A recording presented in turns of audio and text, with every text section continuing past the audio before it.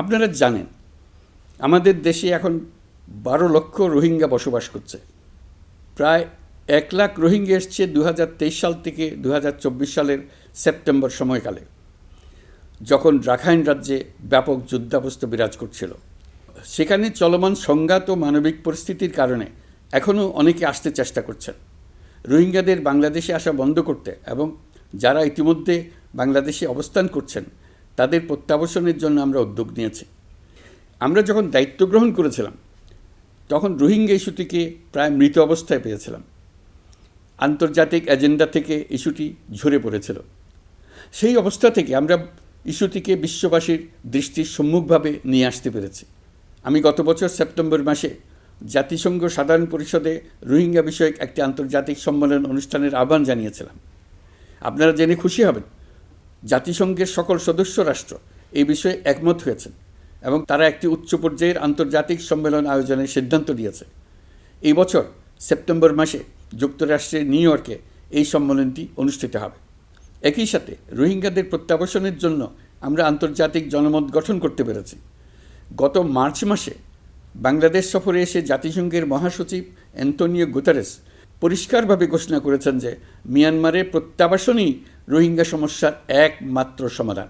প্রত্যাবাসনের বিষয়ে আরেকটি বড় অগ্রগতি হচ্ছে মিয়ানমার সরকার কর্তৃক প্রত্যাবাসনযোগ্য রোহিঙ্গাদের সর্বপ্রথম তালিকা ঘোষণা। গত এপ্রিল মাসে ব্যাংককে বিমস্টেক সম্মেলনের সাইডলাইনে আলোচনার সময় মিয়ানমার সরকার প্রথমবারের মতো 1,80,000 রোহিঙ্গা প্রত্যাবাসনযোগ্য বলে ঘোষণা করেছে। রোহিঙ্গাদের প্রত্যাবাসনে ও আমাদের সীমান্তের নিরাপত্তা নিশ্চিত করতে মিয়ানমারের সরকার সহ সেখানকার বিদ্রোহী গোষ্ঠীর সাথে আনুষ্ঠানিক ও অনানুষ্ঠানিক যোগাযোগ রাখা হচ্ছে। আমরা যত দেশেই সফর করেছি সব দেশেই রোহিঙ্গা সংকট মোকাবেলায় রাষ্ট্রীয় নেতা ও সরকারের প্রতিনিধিদের সঙ্গে আলোচনা করেছি, তাদের সহযোগিতা চেয়েছে। তারা ইতিবাচকভাবে আমাদের আহ্বানে সাড়া দিয়েছেন। জাতিসংঘের মহাসচিব গত মার্চ মাসে ঢাকা সফরকালে রাখাইন রাজ্যে মানবিক বিপর্যয়ের মোকাবেলার জন্য একটি ত্রাণ চ্যানেলের প্রস্তাব করেছিলেন। তিনি বলেছিলেন এই প্রস্তাবটি রোহিঙ্গাদের প্রত্যাবাসনে সহায়ক হবে। বিষয়টি প্রস্তাব পর্যায়ে রয়ে গেছে। আমরা লক্ষ্য করেছি রাখাইনের জন্য বাংলাদেশ করিডোর দিয়ে দিয়েছে বলে একটা অপপ্রচার চালানো হচ্ছে। আমি সুস্পষ্টভাবে বলছি, এটা সর্বৈব মিথ্যা। এটা চিলে কান নিয়ে যাওয়ার গল্প। যারা অসত্য কল্পকাহিনী বানিয়ে বাংলাদেশের মানুষকে ক্রমাগত বিভ্রান্ত করে অশান্তি সৃষ্টিতে নিয়োজিত, এটা তাদেরই শিল্পকর্ম। আপনারা এই বিষয়ে হুঁশিয়ার থাকবেন, কোনোভাবেই বিভ্রান্ত হবেন না। এসব অপপ্রচার সত্ত্বেও আমরা লক্ষ্যচ্যুত হব না। এই জটিল সমস্যাটি সমাধানে আমাদের কাজ চালিয়ে যাব। প্রিয় দেশবাসী, আগামী মাসে জুলাই গণ অভ্যুত্থানের বছর পূর্ণ হবে। যাদের আত্মত্যাগের কারণে এই অভ্যুত্থান সম্ভব হলো, আমরা তাদেরকে এবং তাদের পরিবারকে প্রতি মুহূর্তে আমাদের দৃষ্টিতে রেখেছি। তাদের জন্য নানা কর্মসূচি আমরা বাস্তবায়ন করে চলেছি। এখন পর্যন্ত 834টি শহীদ পরিবারের মধ্যে 630টি শহীদ পরিবারকে 10 লক্ষ টাকা করে 63 কোটি টাকার সঞ্চয়পত্রের জন্য ব্যাংক চেক দেওয়া হয়েছে। অবশিষ্ট যারা আছেন তাদের ওয়ারিশ নির্ধারণ সংক্রান্ত বিষয়গুলি নিষ্পত্তি সাপেক্ষে সঞ্চয়পত্র দেওয়া হবে। এর পাশাপাশি গণ অভ্যুত্থানে আহত প্রায় 12,500 জনকে 106 কোটি টাকা দেওয়া হয়েছে। গণ অভ্যুত্থানে আহতদের মধ্যে সরকারি বেসরকারি বিভিন্ন হাসপাতালে এই পর্যন্ত 15,393 জন চিকিৎসা গ্রহণ করেছেন। স্বাস্থ্যসেবা বিভাগের মাধ্যমে 40 জন আর মুক্তিযুদ্ধ বিষয়ক মন্ত্রণালয়ের মাধ্যমে 11 জনকে উন্নত চিকিৎসার জন্য সিঙ্গাপুর, থাইল্যান্ড ও রাশিয়া পাঠানো হয়েছে। তাদের চিকিৎসা বাবদ এই পর্যন্ত সরকার 61 কোটি টাকা ব্যয় করেছে এবং এই ব্যয় অব্যাহত আছে। আরও 28 জন জুলাই যোদ্ধাকে উন্নত চিকিৎসার জন্য সিঙ্গাপুর, থাইল্যান্ড ও তুরস্কে পাঠানোর প্রক্রিয়া চলছে। এখন পর্যন্ত বিভিন্ন হাসপাতালে চিকিৎসাধীনদের যুক্তরাজ্য, যুক্তরাষ্ট্র, ফ্রান্স, সিঙ্গাপুর, থাইল্যান্ড, চীন, মালয়েশিয়া ও নেপাল থেকে 26 জন বিশেষজ্ঞ চিকিৎসক এসে বিনামূল্যে চিকিৎসা দিয়েছেন। এই চিকিৎসকবৃন্দ শুধু যাতায়াত খরচ গ্রহণ করেছেন, এর বেশি কিছু তারা গ্রহণ করতে চান নাই। আমরা তাদের প্রতি কৃতজ্ঞ। এই পর্যন্ত শহীদ পরিবারগুলোকে সঞ্চয়পত্র প্রদান, আহত ব্যক্তিদের চিকিৎসা ও চেক প্রদান বাবদ সরকার মোট 285 কোটি টাকা ব্যয় করেছে। প্রিয় দেশবাসী, আমি শুরু থেকেই বলেছি পতিত স্বৈরাচার বাংলাদেশকে যেভাবে ধ্বংসস্তূপ বানিয়েছে, সেখান থেকে নতুন করে যাত্রা শুরু করতে হলে ন্যূনতম 3টি আবশ্যিক কাজ সম্পন্ন করতে হবে। প্রথমত, বিচার ও জবাবদিহিতা প্রতিষ্ঠার উদ্যোগ দৃশ্যমান করে তোলা। দ্বিতীয়ত, রাষ্ট্রের গণতান্ত্রিক পুনর্গঠন ও প্রাতিষ্ঠানিক কাঠামোর সংস্কার সাধনে প্রয়োজনীয় ঐক্যমত ও পথনকশা তৈরি করা। তৃতীয়ত, একটি অবাধ, সুষ্ঠু ও শান্তিপূর্ণ নির্বাচন আয়োজন করে ক্ষমতা হস্তান্তরের গণতান্ত্রিক প্রক্রিয়া সম্পন্ন করা। এই লক্ষ্যে ধ্বংসপ্রাপ্ত নির্বাচন ব্যবস্থাকে স্থায়ীভাবে সংস্কার করা। এই 3টি ম্যান্ডেট হচ্ছে দেশবাসীর সাথে আমাদের চুক্তি। 24-এর শহীদের রক্তে ভেজা এই চুক্তি আপনাদের সার্বিক সমর্থন, আস্থা ও সহযোগিতা নিয়ে এবং পতিত শক্তি ও তার দোসরদের সৃষ্ট সকল বাধা বিপত্তিকে পরাভূত করে আমরা সম্মিলিতভাবে বাস্তবায়ন করতে সক্ষম হব বলে আমার দৃঢ় বিশ্বাস। গত বছর জুলাই-আগস্ট মাসে সংঘটিত হত্যাযজ্ঞ সহ বিগত 16 বছরের গুম খুন নির্যাতনের সত্য উদ্ঘাটন এবং আর্থিক খাতের সীমাহীন দুর্নীতি, অনিয়ম ও অপরাধের বিচার প্রক্রিয়া আমরা শুরু করেছি। মানবতা বিরোধী অপরাধের বিচারের জন্য আন্তর্জাতিক অপরাধ ট্রাইব্যুনাল গঠনের পর প্রসিকিউশন টিম গঠন ও তদন্ত কর্মকর্তা নিয়োগের পাশাপাশি বিচারিক কার্যক্রম পরিচালনা প্রক্রিয়াধীন ছিল। যত দ্রুত সম্ভব বিচার কাজ শুরুর ব্যাপারে আমরা আশাবাদী ছিলাম। আপনারা জানেন, জুলাইয়ে সংঘটিত হত্যাযজ্ঞের বিচার ইতিমধ্যে শুরু হয়ে গেছে। বিচার কাজ যেন দ্রুত গতিতে সম্পন্ন হয়, সেজন্য সরকারের পক্ষ থেকে যত রকম সহযোগিতা প্রয়োজন আমরা তা দিচ্ছি। বিচারের জন্য আন্তর্জাতিক অপরাধ ট্রাইব্যুনালের এজলাস কক্ষ ডিজিটাল প্রযুক্তিতে সমৃদ্ধ করা হয়েছে। ইতিহাসে প্রথমবারের মতো কোনো বিচার পর্ব আদালতের অনুমতিক্রমে সরাসরি কিংবা রেকর্ডকৃত পদ্ধতিতে গণমাধ্যমে প্রচারিত হচ্ছে।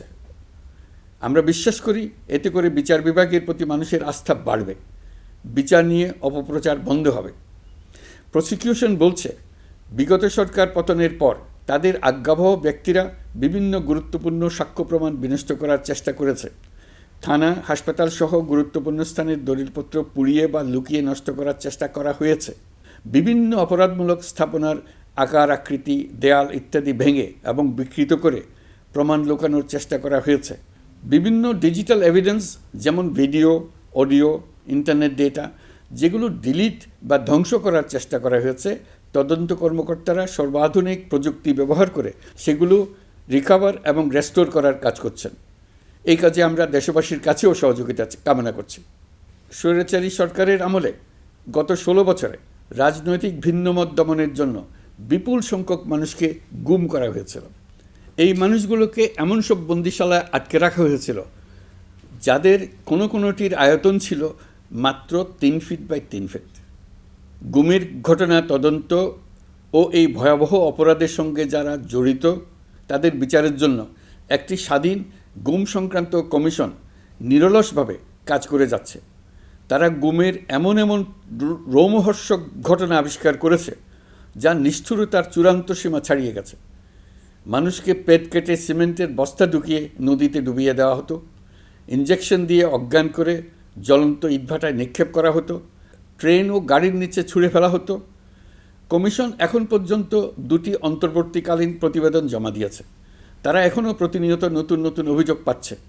ইতিমধ্যে গুমের তদন্ত কার্যক্রমের জন্য ঢাকা শহরের 3টি, চাঁপাইনবাবগঞ্জ ও বগুড়া জেলায় 3টি গুমের কেন্দ্র পরিদর্শন ও সাক্ষ্য গ্রহণ করা হয়েছে।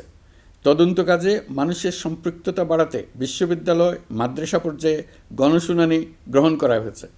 মোট 8 শতাধিক শিক্ষার্থী, শিক্ষক, সাধারণ মানুষ গণশুনানিতে অংশ নিয়েছেন। গুম সংক্রান্ত বেশ কিছু অভিযোগ ইতিমধ্যে আন্তর্জাতিক অপরাধ ট্রাইব্যুনালের তদন্ত সংস্থার কাছে জমা হয়েছে। এছাড়াও এই সংক্রান্ত একটা আইন প্রণয়নের কাজ প্রায় শেষ পর্যায়ে আছে। অল্প কিছুদিনের মধ্যেই এটি চূড়ান্ত হবে বলে আশা করছি।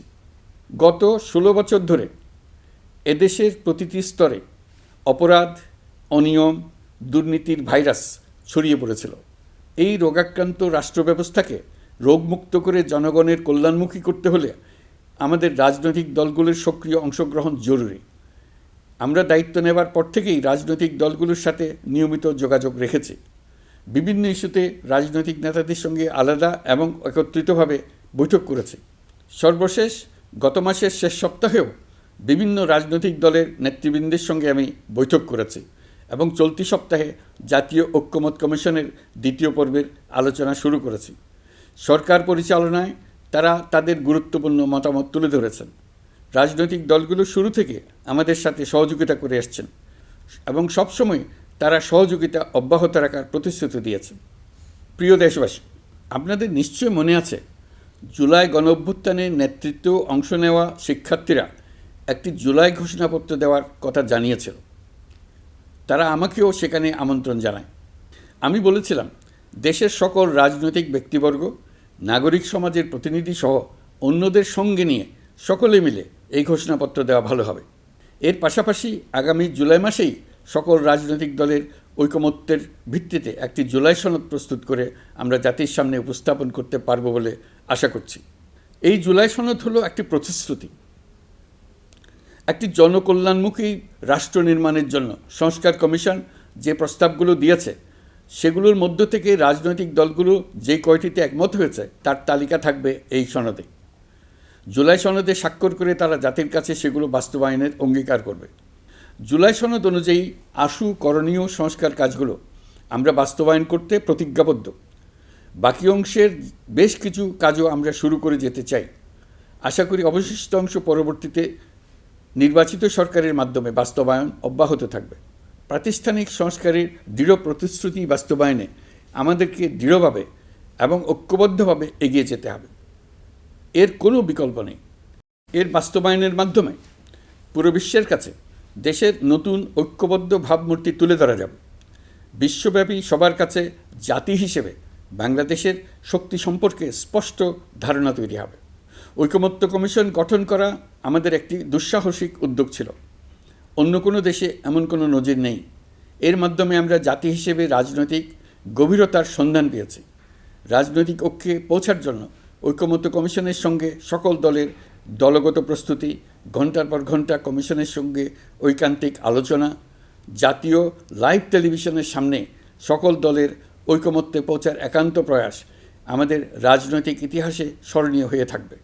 এই কমিশনের চেয়ারম্যান হিসেবে আমি সকল রাজনৈতিক দলের কাছে তাদের সীমাহীন ধৈর্য এবং কমিশনের প্রতি তাদের সহযোগিতা এবং সৌজন্য প্রকাশের জন্য জাতির পক্ষ থেকে ধন্যবাদ জানাচ্ছি। আশা করি আমাদের অসমাপ্ত কাজ সমাপ্ত করে শিগগিরই পূর্ণাঙ্গ জুলাই সনদ তৈরি করে জাতির জন্য একটা নতুন পথ নির্দেশনা রেখে যেতে পারব। এই কমিশনের অভিজ্ঞতার মাধ্যমে দেশের যে নতুন রাজনৈতিক সংস্কৃতি গড়ে ওঠার সম্ভাবনা দেখা দিয়েছে, আগামী নির্বাচনের মাধ্যমে যদি সেটা বিকাশমানভাবে স্থায়ী রূপ দিতে পারে তাহলে আমরা ভবিষ্যতের সকল রাজনৈতিক সংকট মোকাবেলা করতে সক্ষম হব। সকল প্রস্তুতি সমাপ্ত করে দেশের সকল মানুষের, কিশোর কিশোরী, তরুণ তরুণী, ছাত্রছাত্রী, কৃষক, জেলে, গৃহিণী, দিনমজুর, শ্রমিক, ব্যবসায়ী, পেশাজীবী, শিল্পী সবাই মিলে চেষ্টা করে একটা সুন্দর নিখুঁত নির্বাচন আয়োজন করে নতুন বাংলাদেশের দৃঢ় ভিত্তি রচনা করব। প্রিয় দেশবাসী, আমি জানি